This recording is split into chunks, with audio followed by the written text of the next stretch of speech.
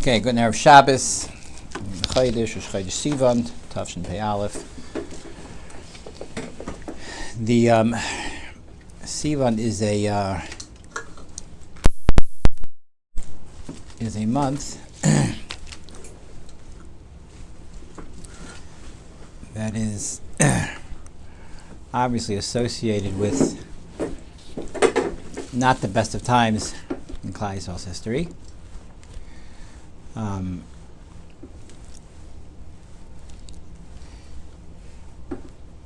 Sivan follows up from Sivan. Sivan is sort of like, once Shavuos comes, it's sort of a downhill trip as far as the sense of chesed in the air. And obviously the avodah is very important. It's a necessary avodah, but it's an avodah more of being soivel, avodah more of putting up with the manias of the world, which ultimately are described in the Chorban Abayis, the greatest maniya, the Klal Yisrael. The thing that holds us back most from our avodah is the fact that we don't have a Beis Hamikdash. And Tamuz is obviously associated with Chorban Abayis. Shavas B'Tamuz starts the 3 weeks. Rosh Chodesh Tamuz is ultimately, we said over from Pasha Shlach, Rosh Chodesh Tamuz is Tamuz and other months that have shaykhs to the Sitra Achrat, to the Samach Mem. We said that from the Shimshon Ashapoli that Hayam Yimei Bikuri Anavim is the letters before Anavim is Samach Mem, the letters Samach Mem, Samach Mem, and an Aleph and a Lamed.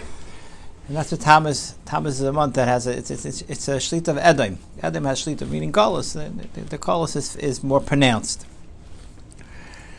The nemesis we said over in the past from the Meinayim says that this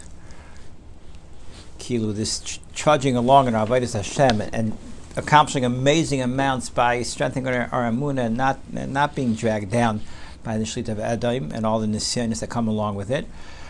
Right? You have I just heard from Rabbi Wolfson. He said over that the months that are associated with din, right? Even in the weathers are it's very hot, right? These are the hottest months of the year, and heat has to do with din. Shaking the months of Chesed, which are Nisan, Iyar, Sivan, right? These are spring months, which are balanced. The months after Tamuz of Elul, so you start getting to fall, Tishrei, Chesh, and Kislev, right? It's also balanced, and that's connected the vav of Ois Vav Shem Vav, which is also a balance, which is also well balanced. And then you get the Kislev, which is also again Nachal Din, right? And you get Kislev Tevish, you get Nachal Tishrei, Chesh, and Kislev Tevish Shvat Adar, which is again these are winter months, and those are again cold extremes. But he says already this downward path starts already a week after Shavuos. Shavuos extends for a week because Gemara tells us the tashlumin of the karbonos, the oilos riyah, the shalmei chagiga of Shavuos can be done for 7 days after Shavuos. That's why a lot of shuls don't say tachlin after Shavuos. And so you have till Yud Dalid, I guess it's Yud Dalid Sivan, you have the Hashpah of Shavuos. Okay, so that's where Chesed starts unraveling, and the Avodah becomes a different Avodah. The Avodah from Yudal Sivan through Tamuz and Av is 74 days. Okay, 14 days, 76 days, 16 days from Sivan, then 30 and 30 is 76 days. He said this is the Bigmacha Eved. And this is the mindset Klal Yisrael has to have in these months. We're an Eved. It's not easy, right? We're not looking to strike it big in our relationship with HaKadosh Baruch Hu. We're just looking to be getrai, right? We're looking to be dedicated. We want to show our dedication, right? It's not nothing to be down about. Rather, like Mesilas Yesharim says, when things aren't so easy, Right? Someone that's Ayiv HaKadosh Baruch Hu says, great, now I get to show my Ahavot HaKadosh Baruch Hu. Right? So these months don't lend themselves to flying high in your connection. That's not the avoid of these months. It's a month of showing dedication. It's months of showing dedication, evet, avdus, and embracing that. I've said over many times from my Baruch Mezhebish, but everyone has such a backward view of life and what we want out of life than tzaddikim. The average person says, "My day was a rough day. Bad day. Can't wait to have a good day." What's a good day? You get up, you're energized, a great night's sleep, you davening goes shmak, you sit down, it's a perfect sugya, you won 3 out of 4 bachekses with your chavrusa, you got along with your wife, your kids came home with hundreds of their tests, right? All the meals worked out, everything's digested well, the weather is perfect, and night Seder was great. The Pnimis Torah really topped it all off. The cherry on the cake. That's a great day, right? Midachisa, when things didn't go your way, right? You woke up, bleary-eyed, you stubbed your toe on the way to the bathroom, right? You came late for Shachris, you got late to work. Okay, so you closed a large deal, but money's not everything, right? You closed a large deal, money's not everything, right? Then you came home, your wife was tired, the kid was fetching, supper was burnt. You came to Pnimis HaTorah, but your life was not prepared. But at least there was sushi. Okay, but it's a bad day. How was your day? Terrible, right?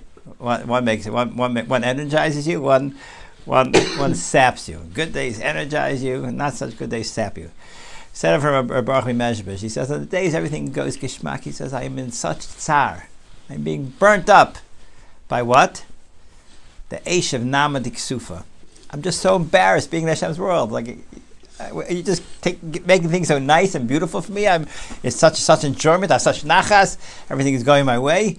How do you want me to suffer with the embarrassment of Nama Diksufa that you give me all this for nothing? I don't deserve it. You shouldn't say I don't deserve it, but that's what Nama Diksufa is. Nama Diksufa is right. The side of why we have to work in this world is because if Hashem just gives us Olam Haba without struggle, then we're going to be embarrassed, right? It's something you didn't earn. When people give you things for free, like Ari gives everyone sushi over here, we also let us pay for it. Let's contribute because you feel bad eating Ari sushi, right? So this is that's Nama Diksufa, right? And Nama Diksufa is something is like an Olam Haba type of event. We don't want people in Olam Haba to have Nama Diksufa. In this world, people don't think so much of the term Nama Diksufa. The better it is for me, the better. Baruch Mezhebish says no. If it's going easy for me, he's embarrassed being in Hashem's world. Like, it's key. Like, if you're a guy hires you for a position in a company, right? He's paying you $500,000, right? He needs to get his company in order. Your job is to get his company up and running, right? And you get the company up and running. You work for 6 months. You get everything working smoothly. And now he comes. You sit down. Okay, what's next? Right? You did a great job. You turned everything around. What's next? Right? If you're an honest person, you say, what's next? And now it's time to fire me. Right? I don't have anything more to add anymore because, sitting here is I could just sit here and enjoy myself over here. But honestly, I'm not here to enjoy my success. I'm here to do something. Memela, a tzaddik where things are just seem to be going his ways. I'm not here to have nachas. I'm here to struggle and build and to be my nefesh. He says on days where things go easy, that's torture. Nama Diksufa. When things are not going the way he expects, right? Not a problem. It's exactly this is what we want. So this is what a tzaddik wants. A tzaddik wants to be able to. I'm not saying tzaddik wants. Tzaddik embraces, right? Every day of the year, every day of his life, and the struggles are something that he recognizes they're custom tailored for him. That is the month of Tamuz that we're entering into. The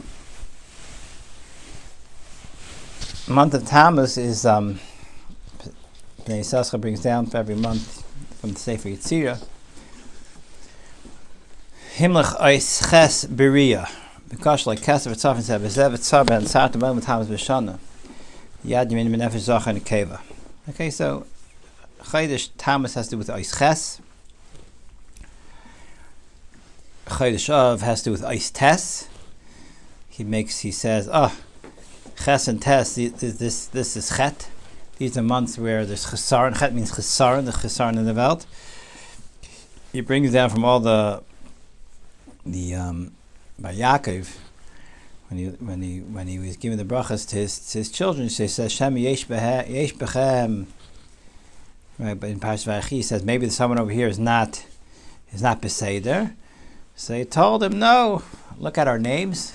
There's not one ois ches or one ois tes in any of our names because there's no chet by us. Because ches and tes has to do with chet. Chet has to do with chesar, but again it has to do with nisyonis of Olam Hazeh, and the balance of Olam Hazeh weighing on Klal Yisrael is these months. The also Chodesh Tamuz has to do with Re'iyah. Re'iyah obviously is something that's very important. Everyone has to be work on Shmir Seinaim, specifically these months. Not only does it have to do with the Re'iyah, right? I mean, every month has a different sense that is associated with that month, and Re'iyah has to do with Chodesh Tamuz. And not only that, he brings down from that Rizal that every month has an aver in the head connected to that month. The Arizal says there's an avar in the guf that are connected every month, but in the head there's also the head is again called the whole guf. So in the head itself there are 12 chalakim, each one connected a different month, and Tamuz is Ayin Yamin, the right eye. Okay, of is Ayin Small. So here we get coming into months where the kayach of the month, the shleimus of the month has to do with Riyah, what you look at, and your einayim. And lo and behold, amazing. Somehow the shkatzim of the world chap that, and they start taking off all the clothes, walking down the street. Oh, are you supposed to be misaki einayim now? Right? We're gonna destroy it for you. Right? V'idach gisa, you can look at it more positively. Right? A person needs to be misaki einayim. Right? If everybody's walking around with all their scarves and sweaters and coats on top of coats and their masks and how you misaki einayim, right? So it's a matana from Kadosh Baruch Hu. Kadosh Baruch Hu wants to give you an opportunity because now's the time. You know what? We're going to give you plenty to misaki. I always say over to different people at different times when anyone's listening. You walk down the street. And there's all sorts of nisyonis on the street. And a person is over an isser when he starts getting a little whiplash, looking around. Right? A person notices things, so okay, he doesn't look, he doesn't take it to heart. Well, but the person says, "Oh, take it to heart. Let's file this one away. Let's see what this is. Let's see, what it's." Right, not to get too graphic, but the Eitzar has ways of convincing someone that fella, you better look, because if you don't look, you're going to regret this for the rest of your life. This is the opportunity of a lifetime. I guarantee you, this is it. This is what you've been waiting for. You know what I'm saying? And it takes about 5 seconds after not looking, right, to realize, I didn't look, and I'm not even convinced anymore that there was anything there. You know what I'm saying? But it's like a whole. But it literally, because this is an opportunity of a lifetime, and there are people that get very frustrated by this, right? They're troubled by it. Like, why does he want to make me so crazy? What does he want from me? So they justify, by saying he doesn't care. Because if he cared, he wouldn't do this, And it's exactly the opposite. The Baruch wants to give you endless amounts of bracha. So what does he tell you? He tells you, listen, every time you don't look, you're getting 10,000 quick pay to your account. And by the time you get home, you'll check your bank account. You can see there's 10,000, you could say Bitcoin. 10,000 Bitcoin. By the time you get home, you have a bank account full of Bitcoin.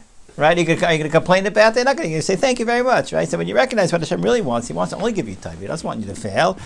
Right? He knows that He wants to give you so much, and the only way you get so much is by giving up something. Right? And now's the time to do it. So if you recognize that every day is full of tremendous amount of wealth being built into your accounts for La'ilam Vod.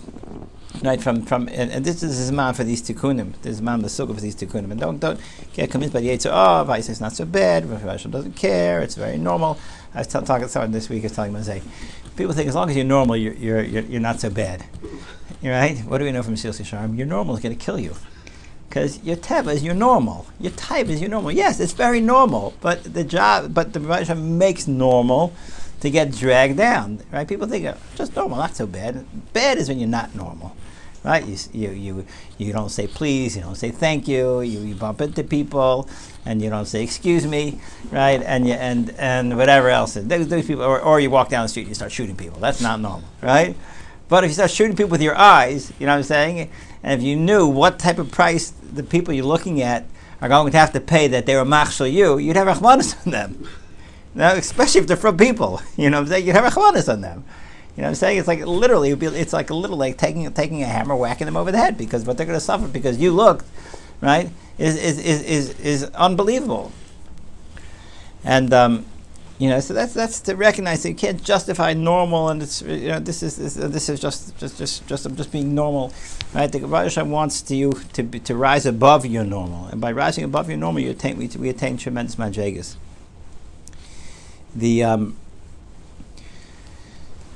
Today is the Yortzei of Yosef at Tzaddik. So I just thinking b'derech remez that you do from Sfarim HaKadoshim that Yosef at Tzaddik is he's Midas HaYisod. Yisod is the foundation of everything built in Yosef. Right? You need to build a house, you need to build a foundation. So you always have to start by a foundation. The foundation of Yosef is obviously Kedusha. And these times in a year are Mesuga for setting that foundation of Kedusha. Just b'derech remez, it's Yadua that Yosef is Bigamatria 156, which is 6 times Shem Havaya. Yaakov is Bigamatria 182, right? Which is Gematria 7 times Havaya. Yitzchak is Bigamatria 308, which is Gematria 8 times Havaya. Avram Avinu, right? I just looked it up before because people theorize to Avram Avinu. Avram Avinu is Avram Gematria 248, right? It's we really need to get to 234, right? So to get to 9 times Havaya, that's what we expect Avram Avinu to be 9 times Havaya. There's a progression. Okay, we're building a progression. Yosef starts the progression. 6, 7, 8. Avram Avinu is ultimately the Yud Rishayna, because Avram Yud K, Avram Yud, Yitzchak K, Yaakov Vav, and Yosef is Hachrain in this equation. Okay, so we're going up the ladder of Havaya. That's how we spend our lives, right? Going up the ladder. Ask him. That's right. So,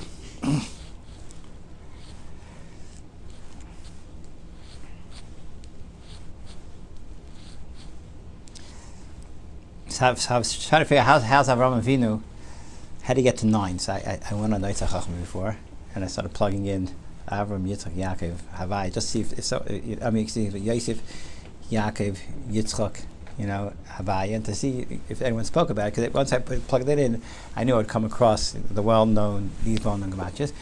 And there was one hit, and the guy had a footnote, right? How come Avram Avinu doesn't? Where's Avram in the picture? Avram Avinu is obviously 9, but he ends up with 2 instead of 234. He ends up 248. Why isn't 234? So he said Avram Avinu is called Metchila. He is Av Haman Goyim. Metchila ya Av La'Aram. So the Gemara Baruch says he was Av L'Chol Ha'Olam. He says Av L'Chol Ha'Olam is Avram Avinu's name. Avram is Av L'Chol Ha'Olam. Av L'Chol Ha'Olam. I didn't do the math, but I trust him that he got it right. It's 236, which is 9 times Havaya. Okay, that's what he says. A sefer. Niflaim Mitayresecha. Someone Bnei Brak. I think his name was Haddad maybe. So I was just thinking that Yosef is that bechina. Yosef is Rosh Chodesh Tamuz. Rosh Chodesh Tamuz is Ayin Yamin. Rosh Chodesh Tamuz is Ayin Yamin. Right? What's Ayin Bigamatria? 5 times Ayin. So if you want to know how to connect to Yosef in Chodesh Tamuz, right, to the Yisod of it, you have to have an entranceway into that. The entranceway into Avodas Hashem in this progression, Yosef, Yaakov, Yitzchak, Avram, which takes it right to the top, it starts with ayin. Right? That's what it starts. The ayin is 5 times Havaya. I was thinking that you want to get the progression all the way to the top. We'll call the Kutze Shayud. So you have to get to 10 times Havaya. Right? Ki ayin, be'ayin, yiru, b'shuv Hashem tzion. Ayin is 10 times Havaya. Right? Ki ayin ba'ayin yiru, b'shuv Hashem tzion. Right? Tzion is Yosef. And you want to have the connection from all the way Lamal, all the way to Yisai Yosef. Right? That is ayin ba'ayin. When you tzushtel ayin, and you get all the way to the top, you have 2 einayim in the equation. You have 10 times Havaya. Huh? Yeah. Right. Tamuz and Av. Compilation of these 2 months. The interestingly enough, that Kayach was einay hitiyasai. His ayin he was tying his ayin. You have to know what his tying ayin. You could maybe come up with something on that. The Imrei Noam is something interesting. It's a little bit late. We'll skip the Imrei Noam. Mar B'Shamesh starts like this tonight. So you see something that is something. So Mar Noam was a Talmud of the Rebbe Elimelech, I believe. A Talmud Muvak of the Rebbe Elimelech.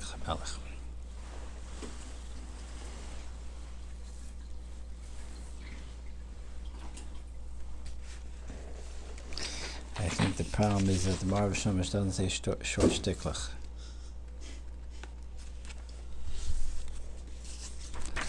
Short shtickle. It's a long shtickle. No footnotes. Long shtiklach. Okay, we'll have to leave it there. I have to run.